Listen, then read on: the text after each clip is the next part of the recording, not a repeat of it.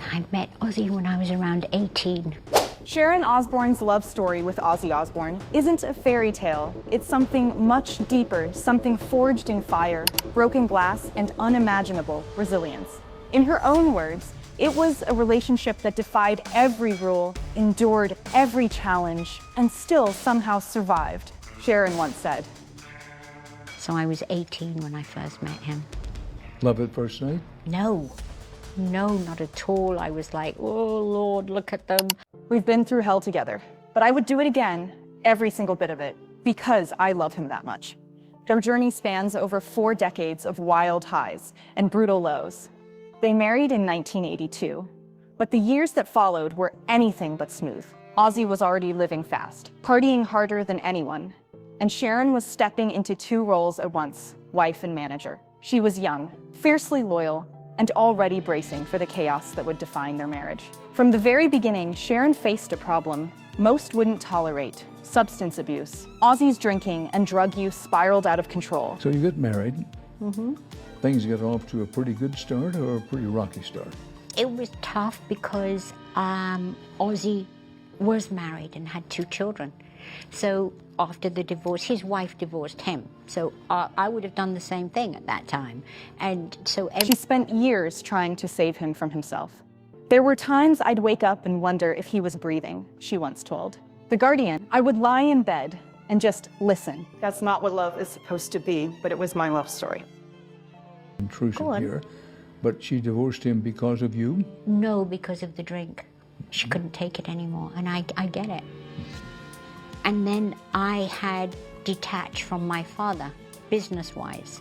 So I was in a real pickle with my father. The worst moment came in Ozzy, in a drug-fueled psychotic break, attempted to strangle Sharon. She survived. And instead of leaving him forever, she pressed charges. It was tough because Ozzy was married and had 2 children. So after the divorce, his wife divorced him. So I would have done the same thing at that time. And so everything he had, he just left with her, which was the right thing to do. But later stood by him as he got help. Ozzy was sentenced to 6 months in a mental health facility. Sharon's friends called her mad for staying, but to her, love wasn't simple. It was layered. I knew the man behind the madness. I loved him then, and I still do now. It's a fact. There's no need for a doctor to tell me. That farewell performance was something I insisted on doing. I don't want to disappear silently. I have to say goodbye in person.